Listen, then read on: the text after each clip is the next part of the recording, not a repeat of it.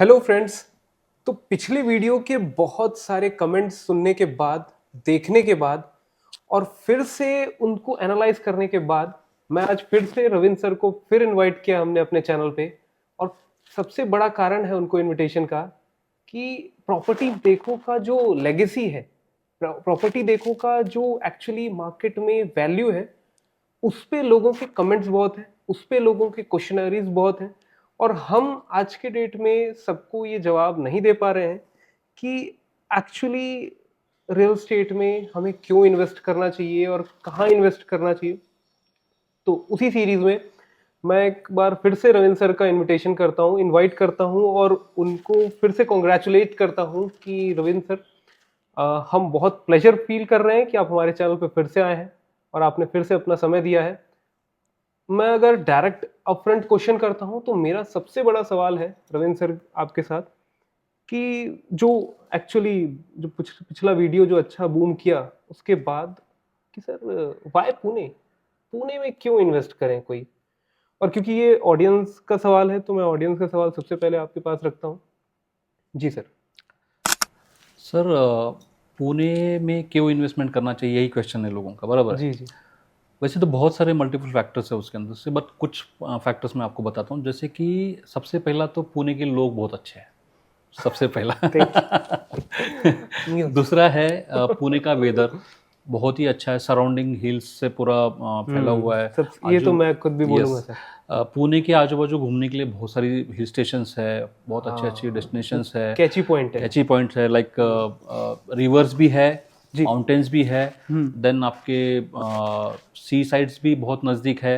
अच्छा। अलीबाग हो गया, या फिर मुंबई चले जाओ वहाँ पे मिल जाता है, दापोली मिल जाता है, गोवा है, या फिर कोकण का पूरा अभी ये अटल है। सेतु भी अटल सेतु की वजह से तो वर्कआउट 2 घंटे चालू हो में, गया, अब तो यस, पूरा मुंबई, पूरा मुंबई इमीडिएट जा मतलब सकते हो। इमीडिएट हम पहुंच सकते हैं। ये करेक्ट बात तो करेक्ट। सर सही सो बोली। वेदर एक बहुत बड़ा फैक्टर है यहाँ पे लोगों का बाइंग अच्छा। का। मतलब लोग यहाँ पे आने के बाद एक अच्छा फील करते हैं, फर्स्ट। ओके। दूसरा, मतलब ये मेरा कहना नहीं है, मैंने जितने भी लोगों को प्रॉपर्टीज दी है, लाइक चेन्नई से लोगों ने बाय किया हुआ है, बेंगलोर से बाय किया हुआ है, ओके। दिल्ली से बाय किया हुआ है, मुंबई से लोगों ने मुंबई से तो बहुत सारे लोगों ने बाय किया है। मुंबई में वेदर जो है वो थोड़ा ह्यूमिड है, पुणे में आने के बाद उनको एक बहुत बहुत अच्छा लगता है। हाँ। सेकेंडली, पुणे मुंबई में जो फ्लैट्स की कॉस्टिंग है बहुत ज़्यादा है, और उनको अच्छा। छोटे कॉम्पैक्ट घर मिलते हैं। पुणे में बड़े घर मिलते हैं, वो भी एकदम कम प्राइस में, मतलब ओके। उतना ज़्यादा प्राइस नहीं है, जिसकी वजह से लोग मुंबई के लोग पुणे प्रीफर करते हैं। सो बाहर के भी, अगर नॉर्थ साइड के भी देखा जाए या साउथ साइड के भी लोगों ने जो बाय किया, उन्होंने खुद ने बोला हुआ है कि यस, पुणे में आने के बाद एक अच्छा फील होता है, जिसकी वजह से हम लोग बाय करते हैं। मतलब एक वेदर बोलो या फिर हवा, AQI सही जो आज बात चालू है। है उसकी वजह से। So these are the things. Secondly, यहाँ पे जॉब्स बहुत अवेलेबल है बिकॉज ऑफ आईटी बहुत फैला हुआ है यहाँ पे। लाइक हिंजेवाड़ी हो गया, हाँ। खराड़ी हो गया, देन ताथवड़े हो गया, अभी तलावड़े हो गया। रिसेंटली माइक्रोसॉफ्ट का जो इन्वेस्टमेंट माइक्रोसॉफ्ट किया। ने जी थाउजेंड जी करोड़ का जी जी इन्वेस्टमेंट जी किया हुआ जी है जी। लैंड में। तो ये सारी चीज़ें हैं जहाँ पे आईटी सेक्टर बहुत बड़ा है। इसके पहले, आईटी आने के पहले से यहाँ पे मैन्युफैक्चरिंग इंडस्ट्री बहुत बड़ा है।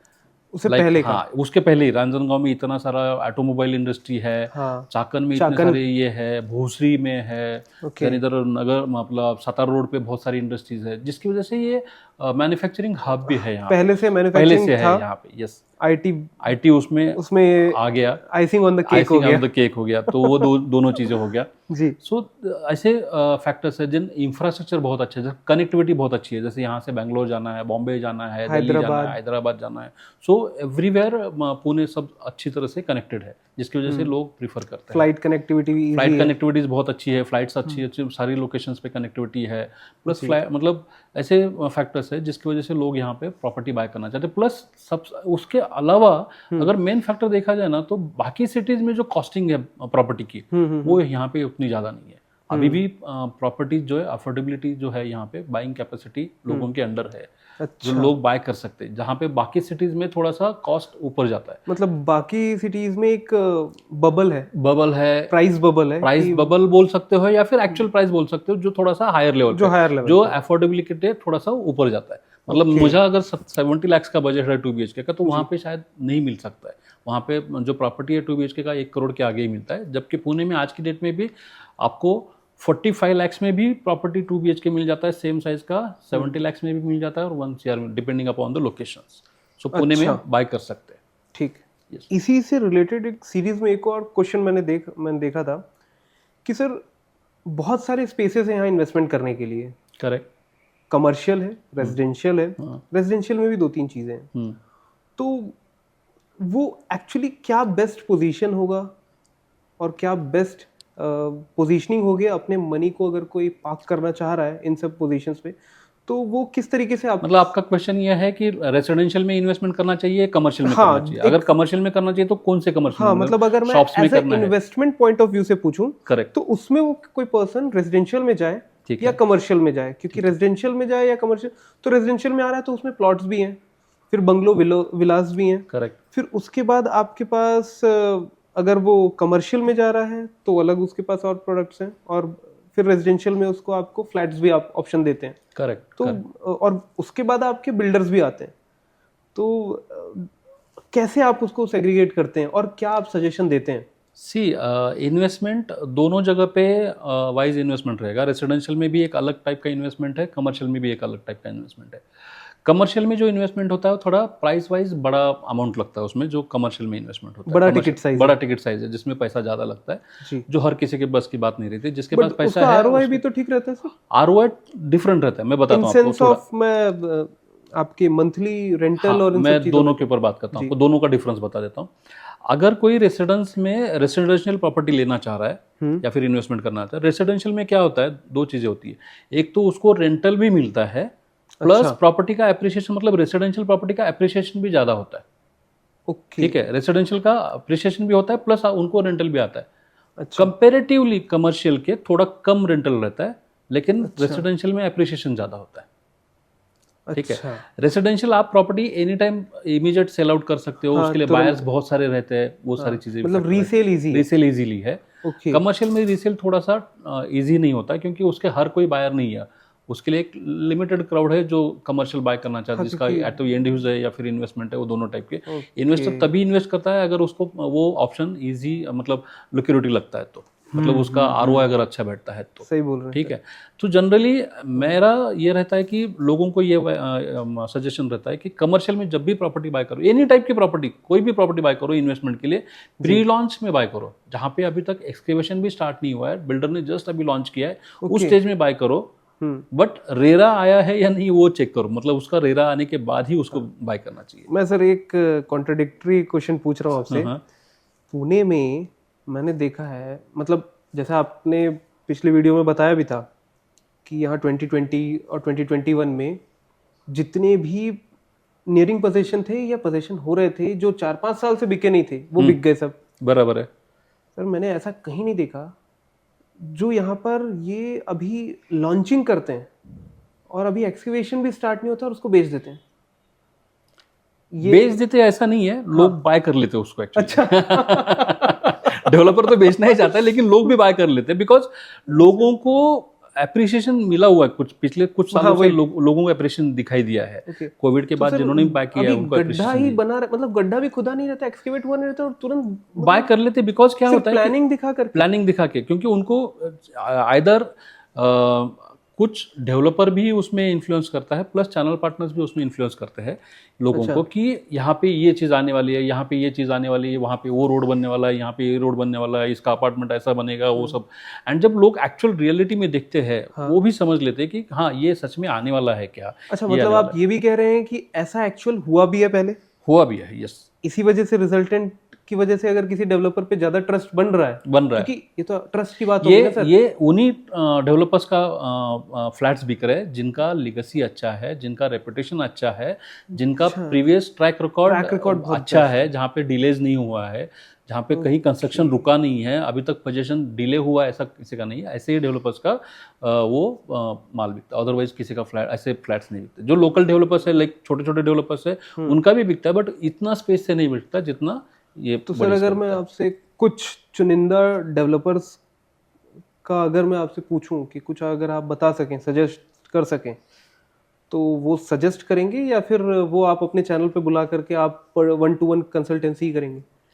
आई थिंक ऐसा नाम लेना ठीक नहीं रहेगा किसी का, क्योंकि बहुत सारे डेवलपर्स के साथ हम लोग काम करते हैं, पर्टिकुलरली डेवलपर का नाम लेंगे, दूसरे डेवलपर ने हमारा नाम ले लिया, वो थोड़ा कंट्रोवर्सी वाला सीन हो जाएगा। तो आई थिंक, बट हाँ, इसमें कुछ डेवलपर्स ऐसे बहुत अच्छे हैं जहाँ पे उनका ट्रैक रिकॉर्ड बहुत अच्छा है, उन्होंने डिलीवरी भी बहुत टाइम पे दिया हुआ है एंड उनके फ्लैट्स इजीली बिक जाते हैं, जैसे एक्सकेवेशन के टाइम पे ही, मतलब या हुआ नहीं उसी टाइम पे बिक जाते हैं। तो सर बैंक उनको जब लोन प्रोवाइड करता है तो उसमें कोई इशू आता है? नहीं, ये कब होता है मैं बताता हूँ। हाँ, भले ही उसका एक्सकेवेशन मतलब स्टार्ट नहीं मैं हुआ है, इसमें ना परचेजिंग सीरीज पूछ रहा हूँ। नहीं, इसमें कैसा यस, इसमें कैसा होता है मैं बताता हूँ कि एक्सकेवेशन भी नहीं हुआ, इसका मतलब ये नहीं कि उसके सारे लीगल क्लियरेंस नहीं है। अच्छा। मैंने पहले ही क्या बोला कि एक तो महारेरा का नंबर उसको आना चाहिए, तो रेरा नंबर आना कब चाहिए। आता है सर? मतलब अभी एक्सकेवेशन पूरे नहीं, एक्सकेवेशन चालू हुआ या नहीं हुआ उसका रेरा का कुछ नहीं है। अच्छा। रेरा क्या दिखता है कि आपने जो प्रपोजल सबमिट किया है उसके लीगल डॉक्यूमेंट सारे कंप्लीट है या नहीं है, पहला, ठीक है, सारे डॉक्यूमेंट्स उन्होंने सबमिट किए हैं नहीं किए, सारे नॉर्म्स कंप्लीट किए हैं नहीं किए हैं, वो सारी चीजें देखता है, देन रेरा नंबर दे देता है। तो RERA number ensures operating procedures पहले फॉलो करवाता है। हाँ, रेरा नंबर इंश्योर्स की सारे लीगल फॉर्मेलिटीज इन्होंने कंप्लीट की है जी, एंड हमने इनको रेरा का नंबर दिया, that means they are okay. Okay, ठीक है। अब उसके अंदर अगर कोई लिटिगेशन भी रहेगा या कुछ भी रहेगा तो भी रेरा में सबमिट होता है और रेरा उसको दिखाता है बाज़ाब्ता उसके साइट पे। ओके, तो साइट पे पूरा दिख जाता है कि भाई हाँ, ये प्रोजेक्ट में लिटिगेशन है या नहीं है, इसके ऊपर कोई कंप्लेन है या नहीं है, वो सारी चीजें उसके अंदर दिख जाती हैं। And that is mandatory to submit developer also. Okay, तो वो सब सबमिट होने के बाद रेरा नंबर आता है, देन उसके बाद ही डेवलपर कस्टमर से पैसा ले सकता है एंड वो पैसा लेके बुकिंग करता है। उसके बाद ही लॉन्चिंग होती होगी? उसके बाद ही लॉन्चिंग रेरा पहले आएगा, रेरा पहला आएगा, देन प्री लॉन्च होता है, प्री लॉन्च होगा एंड प्री लॉन्च में क्या करेंगे सर? प्री लॉन्च में जस्ट एक छोटा सा अमाउंट ले लेते हैं। अच्छा, एक बुकिंग अमाउंट ले लेते हैं, ठीक है, एंड उनका कंफर्मेशन, यूनिट कंफर्मेशन वगैरह मतलब यूनिट कंफर्मेशन हो जाता है, ठीक है, एंड देन उसके बाद उनका बुकिंग हो जाता है एक 8-15 दिन के विंडो में। ओके, वो एक विंडो ओपन करते हैं 10 to 15 डेज का, उसमें वो बुकिंग होगी पूरे 10% अमाउंट ले लेते हैं। अच्छा, बुकिंग अमाउंट 10% अमाउंट ले लेते हैं, देन स्टैम्प ड्यूटी रजिस्ट्रेशन ले लेते हैं एंड देन उनका फिर एक महीने के टाइम पीरियड में उनका रजिस्ट्रेशन हो जाता है एंड आगे काम चालू हो जाता है। अच्छा, तो आगे जैसे फर्दर आता है, तो मैंने जैसे स्टैम्प ड्यूटी दे दिया, तो क्या मैं रजिस्ट्रेशन भी तुरंत उसी समय कराऊंगा? हाँ, उसी टाइम पे, उसी समय पे हो जाता है। यस, अच्छा, 10% दे दिया आपने, स्टैम्प ड्यूटी रजिस्ट्रेशन गवर्नमेंट का पे कर दिया, इमीडिएट आपका रजिस्ट्रेशन हो जाता है। इस बीच में अपने मतलब एज अ क्लाइंट मैं पूछ रहा हूँ, मैं अपने बैंकिंग टर्म्स चेक करवा लूंगा पहले? यस, है ना, बैंकिंग, और बैंक ने मुझे अप्रूव कर दिया, करेक्ट, तो बैंक किस बेसिस पे अप्रूव करेगी? आपके रेरा नंबर पे? नहीं, बैंक अप्रूव करेगी आपके इनकम सोर्सेज के ऊपर, आपके इसके ऊपर। अच्छा, नहीं, मेरी जैसे मान लीजिए मैं एलिजिबल हो गया बैंक के कंडीशंस पे, ठीक है, हाँ, मैंने फुलफिल कर लिया, यस, बट बैंक को भी तो देखना है, तो बैंक वाले क्या वेरिफिकेशन करने आते हैं कि ये अभी ग्राउंड है या एक्सकेवेटेड है या फिर नहीं, वैसा नहीं रहता है। क्या होता है, बैंक के पास ऑलरेडी डेवलपर ने कुछ डॉक्यूमेंट सबमिट किए रहते हैं कि दीज आर द डिटेल्स, हमारे ये सारी लीगल फॉर्मेलिटीज हमने कंप्लीट की है, तो हमारे इस प्रोजेक्ट के लिए हमारे कस्टमर्स को आप लोन दे सकते हैं। तो बैंक डायरेक्टली डेवलपर से सारी वेरिफिकेशन बैंक और डेवलपर के बीच में एक पूरा एग्रीमेंट हो जाता है, मेरा इस टाइप से होने वाला। बैंक पूरा चेक कर लेता है एंड बैंक को जिस दिन सेटिस्फेक्शन हो जाता है उसके बाद वो फिर कस्टमर्स को लोन अप्रूव करना चालू करता है। सो मोस्टली डेवलपर्स क्या करते हैं, 5-6 जो अच्छे बैंक है, लाइक SBI हो गया, HDFC हो गया, ICICI, पंजाब नेशनल बैंक, ये सारी बैंकों से ऑलरेडी उसका प्रोसेस करके उनका सैंक्शन लेके रख देती है, तो जहां से वो लोग कस्टमर्स इमीडिएटली अपना लोन अप्रूव कर सकते हैं। अच्छा, सो आपका जो पहला बेसिक क्वेश्चन था उसका भी आंसर मैं देना चाहूंगा, वो अपन ने छोड़ के दूसरे टॉपिक पे चले गए थे, कमर्शियल या रेसिडेंशियल के ऊपर। सो रेसिडेंशियल एक ऐसा टॉपिक है, सॉरी डिस्टर्ब हो गया, रेसिडेंशियल प्रॉपर्टी में मैंने जैसे बताया आपको कि एप्रिसिएशन आपको अच्छा मिलता है जी, रेंटल थोड़ा कम मिलता है कंपेरेटिवली कमर्शियल्स, ठीक है, बट वो कंसिस्टेंट मिलता है, रेगुलर मिलता है और उसका रीसेल वैल्यू भी अच्छा रहता है। जबकि आपका कमर्शियल में क्या होता है, 2 टाइप के इन्वेस्टमेंट हो जाते हैं कमर्शियल में, जहाँ पे एक होता है आपका शॉप्स का इन्वेस्टमेंट होता है, एक होता है ऑफिसेस का इन्वेस्टमेंट होता है। अभी उसमें भी बहुत सारे आए, स्टूडियो अपार्टमेंट्स, देन बाकी की भी बहुत सारी चीजें आई है। मतलब अगर मैं टाइप्स ऑफ इस टाइप का पूछूं तो ये कितने टाइप्स के बेसिक 2 ही है, कमर्शियल और रेसिडेंशियल। रेसिडेंशियल में फिर क्या आ जाता है, है, आपने अभी एक कीवर्ड यूज किया जैसे स्टूडियो अपार्टमेंट्स, ये क्या है, एक लेमन लैंग्वेज में एक पर्सन नहीं, दो चीजें होती है उसके अंदर। स्टूडियो अपार्टमेंट में भी 2 टाइप के हैं, एक तो कमर्शियल में भी आ जाता है और एक रेसिडेंशियल एग्रीमेंट भी होता है किसी किसी में। अगर वो हॉस्टल करके किसी को दे रहे हैं या को लिविंग करके दे रहे हैं तो that is comes under residential. Okay और अगर उसको कमर्शियली यूज करने वाले हो आप तो उसको रजिस्ट्रेशन होता है कमर्शियल के अंदर, so that comes under commercial. तो कमर्शियल में क्या होता है, शॉप्स में जो इन्वेस्टमेंट रहती है हेवी इन्वेस्टमेंट रहती है, जी जिसमें अप्रोक्सीमेटली आप पकड़ के चले कि उसमें एप्रिसिएशन भी बहुत ज़्यादा होता है, प्लस रेंट जो रहता है रेंट भी अच्छा खासा आ जाता है, लेकिन उसमें है ना जो इन्वेस्टमेंट रहता है वो थोड़ा सा हैवी रहता है, जिसकी वजह से शॉप्स हर कोई बाय नहीं कर सकता। ओके उल्टा अगर आप ऑफिसेज में पकड़ा जाए तो ऑफिसेज में क्या होता है, एप्रिसिएशन ज़्यादा नहीं होता है, बहुत रेयर होता है, कम होता है, लेकिन उसमें ना रेंटल अच्छा मिल जाता है। सबसे अच्छा रेंटल अगर आप देखोगे तो ऑफिसेज में मिल जाता है, ऑफिस इन्वेस्टमेंट भी कम होता है और रेंटल भी अच्छा आ जाता है। जिनको लॉन्ग टर्म तक अगर रेंटल चाहिए then they must go for office spaces, जहाँ पे उनको एक रेंटल अच्छा खासा सालों साल आते रहता है। तो ये ऑफिस स्पेसेस तो कमर्शियल के अंडर ही आता है, कमर्शियल के अंदर आता है, yes, तो आप कह रहे हैं कि कमर्शियल में लॉन्ग टर्म तक आपको रेंटल इनकम चालू हो जाता चालू रहेगी, है, बट एप्रिसिएशन एज सच बहुत ज्यादा नहीं, एप्रिसिएशन नहीं होगा, बट आरओआई एक परसेंटेज आपका मंथली रेंटल रेवेन्यू जो है बहुत अच्छा रेंटल के बेसिस पे आपका ईयरली काउंट हो जाएगा, बहुत अच्छा आ जाता है। So these are the basic things. ये मतलब सिचुएशनल है सारा, एंड जिसका उसका बजट कैसा है एंड उनका माइंडसेट कैसा है, रेसिडेंशियल में डालना है। बहुत सारे लोगों को कैपिटल जो इनकम टैक्स के लिए लगता है उनके लिए रेसिडेंशियल में ही बाय करना पड़ता है जी, तो उसके हिसाब से रेसिडेंशियल बाय कर लेते हैं। जिनके पास ऐसा कुछ इनकम टैक्स का ये है नहीं तो वो कमर्शियल में जाते हैं। So accordingly depending upon the situation उनको कैसे, बहुत सारे लोग क्या करते हैं, इन्वेस्टमेंट भी हो जाएगा, आगे चल के अपने को रहने के लिए भी हो जाएगा, उस हिसाब से रेसिडेंशियल में डाल देते हैं। कुछ लोग रहते हैं नहीं मेरे लिए रहने के लिए बहुत है, मैं कमर्शियल में जाता हूँ, तो कमर्शियल में जाते हैं। तो कमर्शियल में फिर उस टाइम पे हम लोग सजेस्ट करते हैं उनको कि भाई किस में जाना चाहिए, क्या जाना चाहिए, तो उसके फैक्टर्स हम लोग उनके सामने समझा देते हैं। देन दे डिसाइड कि आइदर शॉप में जाना है या कमर्शियल ऑफिस स्पेसेस में जाना है अकॉर्डिंगली। तो सर वहीं पर एक सवाल और भी था, जैसे आपने तो कमर्शियल ये चीज़ बताई, अब जैसे रेसिडेंशियल है तो उसमें भी अगर मैं और थोड़ा और डीप डाइव करूं तो इसमें आ जाता है सर, फ्लैट तो सेल होता है, ठीक है, बट कोई पर्सन चाह रहा है कि बंगलोज, विलाज और प्लॉट्स में इन्वेस्टमेंट करें, तो उसको आप कैसे देखते हैं? सी ये रेसिडेंशियल में जो फ्लैट्स हो गए, बंगलोज हो गए, रो हाउसेस हो गए, देन आपके प्लॉट्स हो गए। सी आज के डेट में पूना में अगर देखा जाए ना तो रेसिडेंशियल फ्लैट्स तो इजीली मिल जाते हैं सब जगह पे, एनी कॉर्नर में किधर भी कैसे भी मिल जाते हैं। 1 BHK 2 BHK 3 BHK सब जगह मिल जाते हैं, जबकि 1 BHK का बहुत कम लिमिटेड सप्लाई है, जहाँ पे है ही नहीं, ना के बराबर है, जहाँ पे भी आ जाता है इमीडिएट 1 आध घंटे में सेल आउट हो जाता है। तो मतलब 1 BHK कोई नहीं ले पाएगा? कोई नहीं ले पाएगा, मतलब ले पाता है बट मिलना चाहिए। अच्छा, मिलता नहीं है क्योंकि कोई डेवलपर बनाता नहीं है, तो इनकी रीसेल की भी डिमांड बहुत होगी, डिमांड ज्यादा है उसकी वजह से, ठीक है।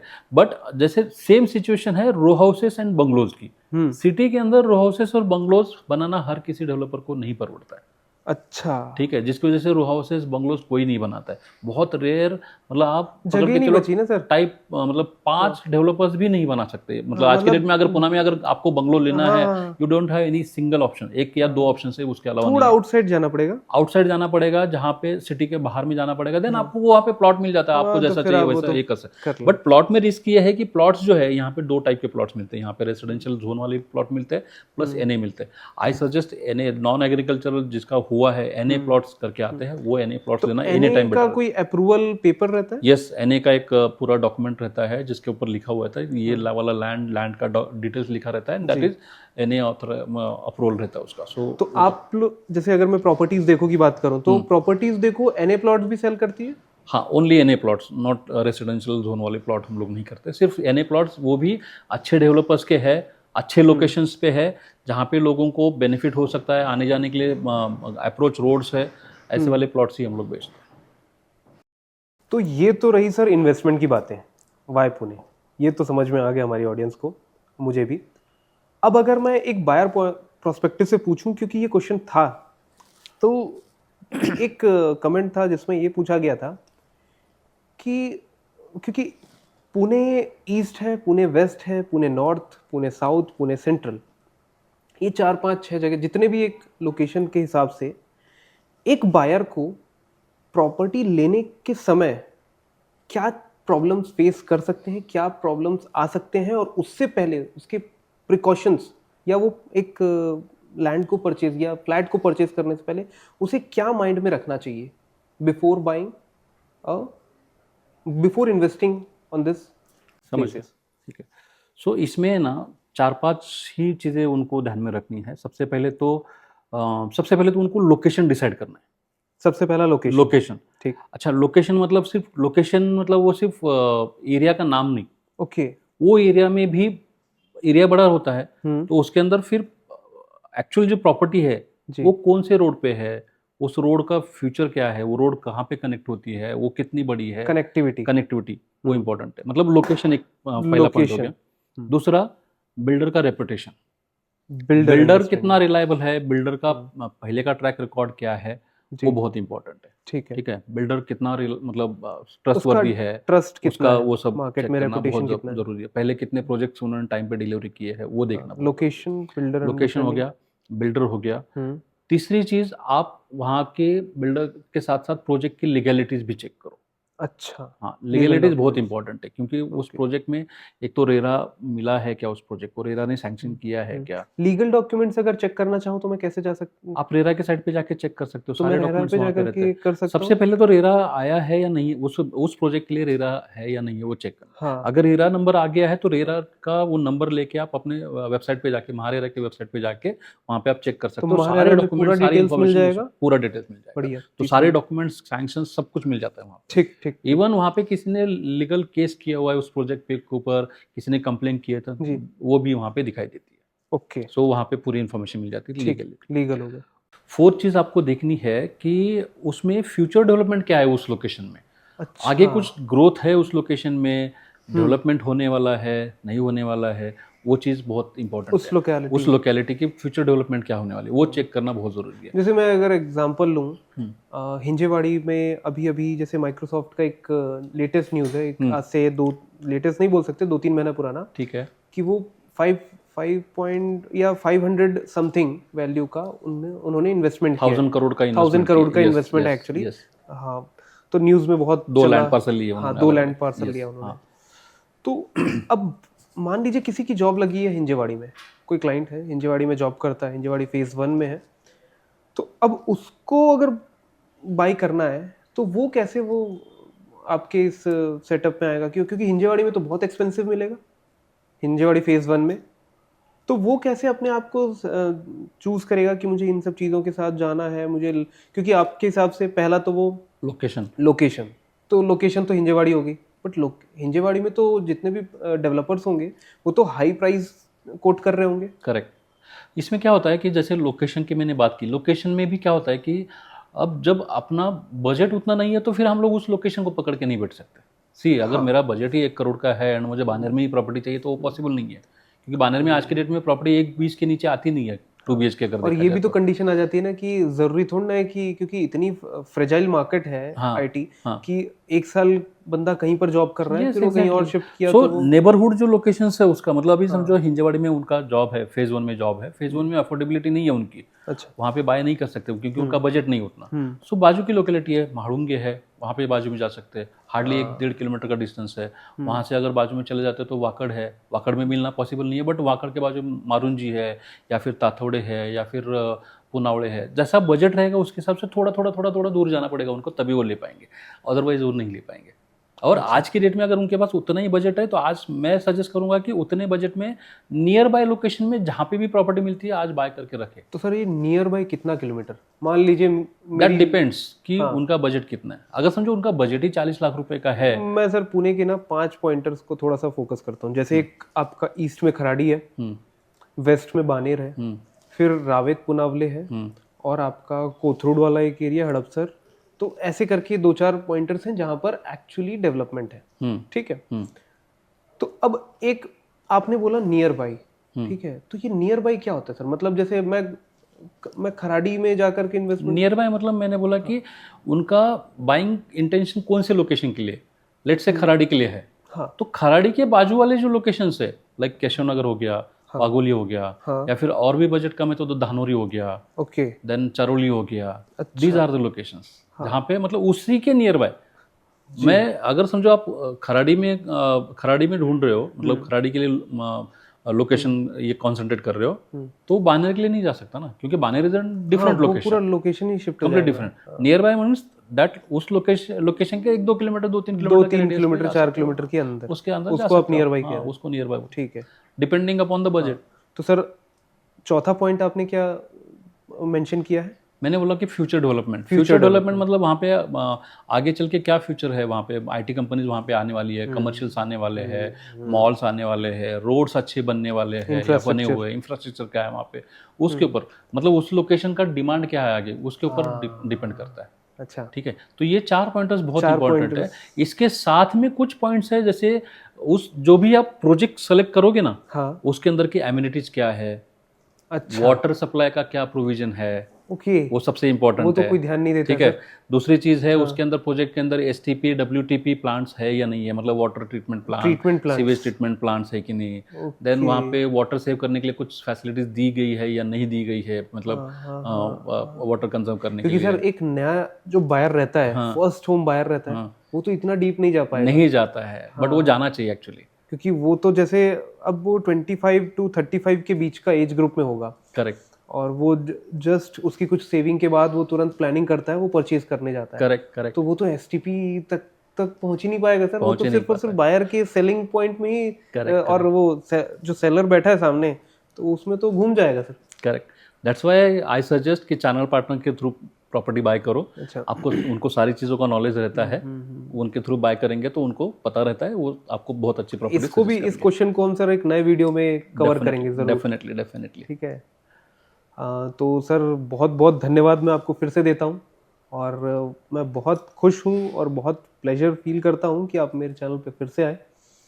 और एक्चुअली देखा जाए तो ओनर ऑफ द चैनल आप ही हैं, बट एज अ ओनर मैंने आपको एज अ गेस्ट इनवाइट किया है। Thank you, and I feel pleasure and thank you sir. आपने बहुत बेसिक से लेकर के बहुत अच्छी डिटेल शेयर की है ऑडियंस को, और मुझे ऐसा लगता है कि ये ऑडियंस के बीच में जाकर के ये मैसेज शेयर होगा जो आपको समझ, जो ऑडियंस को समझ में आएगा कि वाकई में पुणे में एक्चुअली मार्केट में क्या चल रहा है। So thank you sir, thank you very much. बहुत बहुत धन्यवाद आपका चैनल पे आने के लिए। Thank you. Thank you sir.